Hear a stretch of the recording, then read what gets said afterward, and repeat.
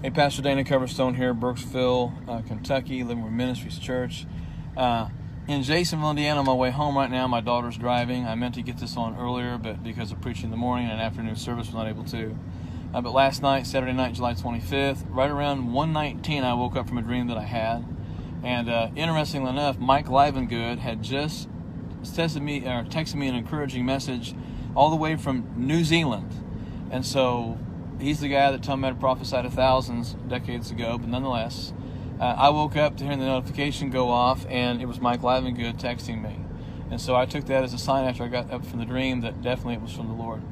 In this dream, I saw a calendar starting in July, and it faded. It was almost like the month of July just faded off of the calendar, and it went right into August. And I saw August, the letters of August, September, October, November, December just got bold, very, very bold, and almost like they've been highlighted with a black marker. And then suddenly I'm walking near an abandoned slaughterhouse in the hometown where I grew up, about half a block from where I was staying at the moment. It used to be near my Aunt Betty's house. We used to work there. And suddenly this overgrown with grass and weeds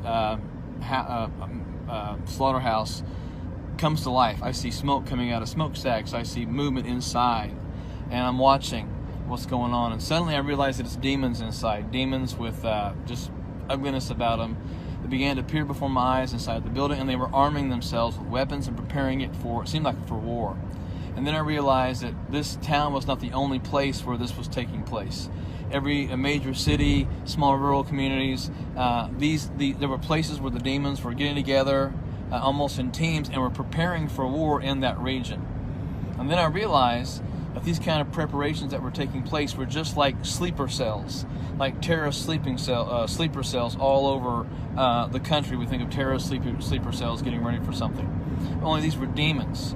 And the cities of Minneapolis, Portland, Seattle, Louisville, they were just the opening assaults, and much more was planned by these cells in ways of violence and chaos. And the first volley that I saw was an assault on ministers and Christian leaders in the areas of sexual temptations and accusations. I saw the spirits of lust and pornography being released, relentlessly unleashed on pastors, upon Christian men throughout this country. It was a full frontal staged attack on the minds of Christian men, pastors, and ministers. I saw ministry marriages that were under attack, and the need for those Christian couples to focus on their prayer lives together to defend themselves against these things that were coming. And they were very, very strong spiritual attacks.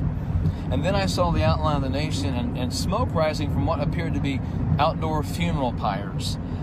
Think of the Vikings and Native Americans who used to put the bodies up on a funeral pyre and burn it, and it would go into the sky. But here's what I saw. I saw headlines declaring a sudden increase and a nationwide suicide spike. And that included some in Christian leadership.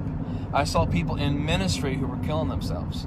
I saw angry people demanding that the government would fix the problems causing the suicides, which were namely the financial losses, forced evictions, job loss, the depression spikes, drug overdoses, and just rampant increases in abuse, both emotional, sexual, and physical, because of the COVID shutdowns.